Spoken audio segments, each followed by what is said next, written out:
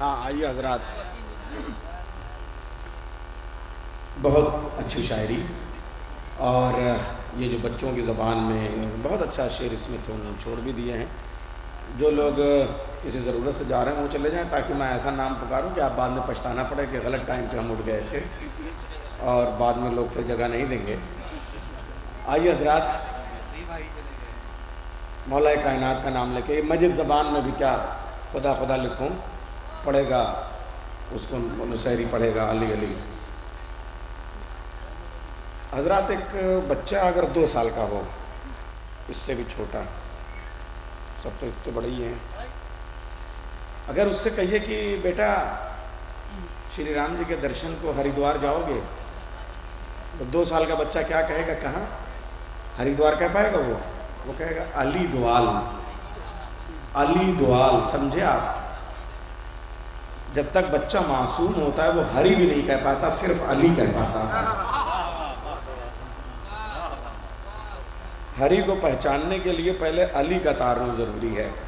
کسی بھی زبان میں آپ ہری کہہ لیجئے، خدا کہہ لیجئے، کچھ کہہ لیجئے، مگر علی کے بغیر کچھ سمجھ میں نہیں آ سکتا ہے. عزیزو، آئیے میں اس وقت ایک مطلع اور 2 شعر جناب آغا سروش پڑھ کے اگلا شاعر کو آواز دیتا ہوں. ثنائے فاطمہ میں فکر کے جوہر نکلتے ہیں، یہ مضمون چادر تطہیر سے چھن کر نکلتے ہیں، یہ مضمون چادر تطہیر سے چھن کر نکلتے ہیں. در زہرا کی جانب کہہ کے یہ پڑھنے لگا تارا، چلو اب آسمانوں سے ذرا اوپر نکلتے ہیں. ہماری قوم کے بچوں پہ ہی ایمان لے آؤ، یہ 14 نام ان کے منہ سے کیا فرفر نکلتے ہیں. ہماری قوم کے بچوں پہ ہی ایمان لے آؤ، یہ 14 نام ان کے منہ سے کیا فرفر نکلتے ہیں. حضرات، 1857 سے پہلے ہمارے ہندوستان میں محفلیں ہوتی تھیں. ایسے ہی اسٹیج سجتا تھا، ایسے ہی شعرا بیٹھتے تھے. اس میں میر ہوتے تھے، اس میں سودا ہوتے تھے، اس میں غالب ہوتے تھے، اس میں مومن ہوتے تھے، بہادر شاہ ظفر ہوتے تھے، ذوق ہوتے تھے، سودا ہوتے تھے، نیر ہوتے تھے، شیفتہ ہوتے تھے. اتنے لوگ بیٹھتے تھے. کم سے کم دلی میں مشاعرے ہوتے تھے. اس وقت ناظم وزم نہیں ہوتے تھے. ایک شمع ہوتی تھی، فانوس میں بھی نہیں ہوتی تھی، بس وہ سب کے آگے رکھ دی جاتی تھی. وہ غالب صاحب کے آگے، وہ غالب صاحب پڑھنے لگے، وہ میر صاحب کے رکھ دی گئی، وہ نظامت نہیں ہوتی تھی. اس کے بعد 1947 سے پہلے جو محفلیں ہوتی تھیں لکھنؤ میں، ان لکھنؤ کی محفلوں میں وہ شمع اور فانوس غائب ہو گئے. اب یہ تو 50 سال کے بعد پھر آئے ہیں. فانوس غائب ہو گئے. اب کیا ہوا؟ اب یہ ہوا کہ صاحب شمع اور فانوس نہیں، جس کو صدر بنائے وہی آواز پکار دے.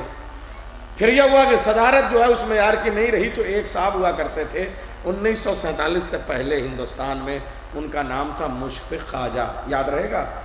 ریکارڈ کر لیجئے گوھر بھائی. مشفق خواجہ، خامہ بگوش کے قلم سے ان کی بڑی کتابیں آئیں. وہ نظامت کرنے لگے یہاں ہندوستان میں. غیر منقسم بھارت میں، اکھنڈ بھارت میں نظامت کرنے والے شخص کا نام مشفق خواجہ.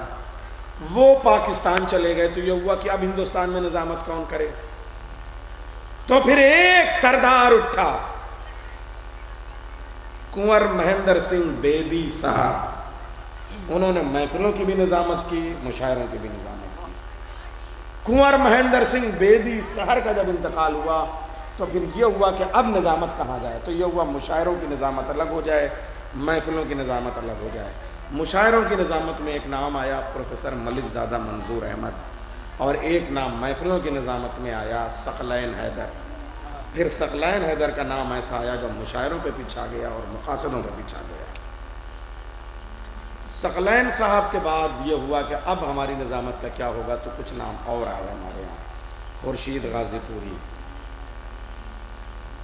خورشید غازی پوری صاحب اور ثقلین صاحب دونوں مجھ کو ساتھ میں لے کے چلتے تھے، حوصلہ افزائی کرتے تھے. مجھے وہ دن یاد ہیں جب ان کو فالج اٹیک ہوا تو وہ محفلوں میں بیٹھ کے خوش ہوتے تھے اور میرے قطعے کوٹ کرنے لگے تھے ثقلین صاحب، صرف ایک بچے کے حوصلہ افزائی کے لیے. خورشید صاحب یوں حوصلوں سے داد دیتے تھے. اور اس کے بعد یہ ہوا کہ اب نظامت جلال پور پہنچ گئی. مشاعروں کی نظامت انور جلال پوری کے حوالے، محفلوں کی نظامت نیر جلال پوری کے حوالے. پھر یہ ہوا کہ اب کیا ہوگا، ہم بھی 25 سال سے نظامت کر رہے ہیں، کم سے کم سلور جبلی تو ہو گئی. یہ ہوا کہ اب ہمارے ہاں مدرسوں سے کچھ اور ایسے ناظم نکلے جن میں وہ چمک دکھائی دے رہی ہے، جو اس نظامت کا منظرنامہ بننے کی صلاحیت رکھتے ہیں. اور ان میں ایک بڑا نام مناظر فتح پوری صاحب کا ہے. बेहतरीन खतीब, बेहतरीन शायर और बेहतरीन नाज़िम। मैंने 6 शायरों को बुला दिया। अब जो 6 शुअरा हैं पहले वैसे शायर पढ़ देंगे और फिर निज़ामत फरमाएंगे। जनाब मौलाना मनाज़िर फ़तेहपुरी साहब आपकी बस्ती में पहली बार तशरीफ़ ले आए हैं, आप इनका इस्तकबाल कीजिए।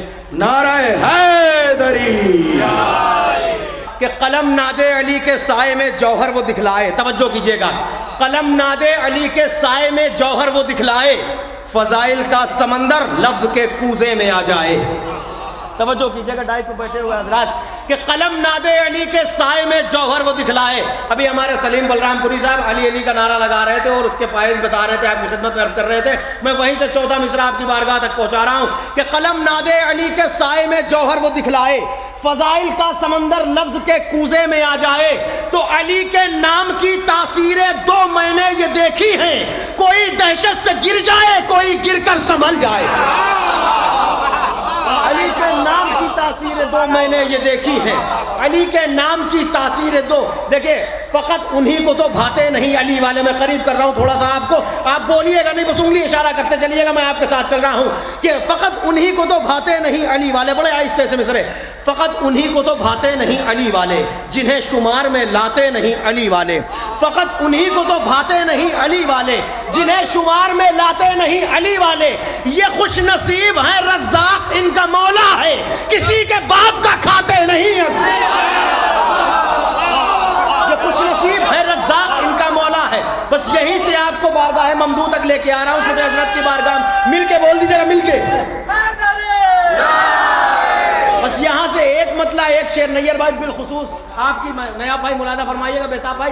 बस एक मतला, एक शेर यहाँ से मरबूत कर रहा हूँ। दोपहर में क़िबला व काबा की तकरीर का एक जुमला और उससे इस्तिफादा हासिल किया, बल्कि उस बात को और आगे बढ़ाया इब्तिदाई गुफ्तगू में जनाब नैयर साहब ने। और वहीं से बस एक शेर वहाँ से पेश करना चाह रहा हूँ, उसका फैसला आप कर लीजिएगा। तवज्जो कीजिएगा, मौलाए कायनात की बारगाह में मतला है और तीसरा और चौथा मिसरा बतौर खास नज़र कर रहा हूँ, मुलादा फरमाइएगा कि फ़तह खैबर के लिए लेकर अलम हैदर चले। नौजवानों तुमसे मेरा खिताब है, फ़तह खैबर के लिए लेकर अलम हैदर चले, दस्त बोसी के लिए कह दो दरे खैबर चले। फ़तह खैबर के लिए लेकर अलम हैदर चले, दस्त बोसी के लिए कह दो दरे खैबर चले। तो हैं अली शेरे खुदा तो क्या कहूँ अब्बास को, एक की तलवार उठी एक के तेवर चले।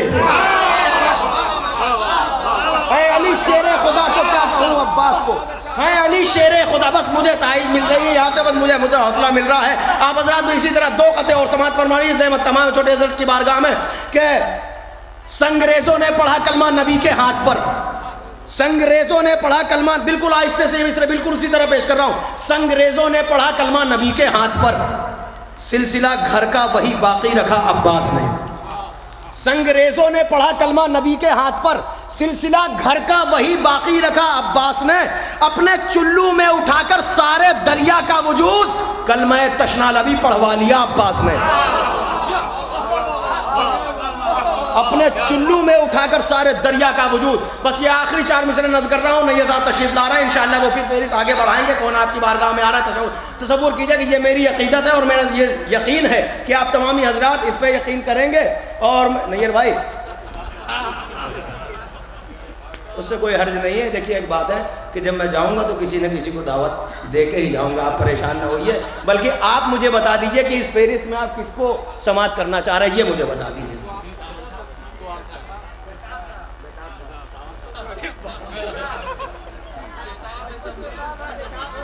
देखिए अब फैसला हो नहीं पा रहा है, इसलिए कुछ आवाज़ें बेताब साहब की हैं, कुछ आवाज़ें सावन साहब की हैं। और बेताब चलिए मैं कोशिश करता हूँ, आप कहाँ तक चल रहे हैं। अगर ये 4 मिसरे आप तक पहुँच रहे हैं, आपने बाकायदा तौर से अगर जवाब दिया तो इंशाअल्लाह बेताब साहब आपके रूबरू हैं, ठीक है। मैं 4 मिसरे नज़र कर रहा हूँ, ये मेरी अकीदत है। और अकीदत फिल हकीकत बहरहाल इस खानवादे का कोई बच्चा हो तो उस पर मुझे इतना ही यकीन है। ये तो गाजी की बात है, तवज्जो कीजिएगा। बसद खुलूस बसद आस लिख दिया जाए, बसद खुलूस बसद आस लिख दिया जाए, बसद खुलूस। आखिरी फर तक भाई उंगली उठा दो, मेरी आवाज़ आ रही है ना आप तक। चौथा मिसरा आप तमामी हजरात के लिए जो पीछे बैठे हैं उनके लिए बिलखुसूस। बसद खुलूस बसद आस लिख दिया जाए, वरक़ पाशकों से एहसास लिख दिया जाए, वरक़ पाशकों से एहसास लिख दिया जाए। तो फिशारे कब्र न होगा किसी भी सूरत में, कफन पर हजरत अब्बास लिख दिया। फिशारे कब्र न होगा किसी भी सूरत में, میں کفن پا حضرت عباس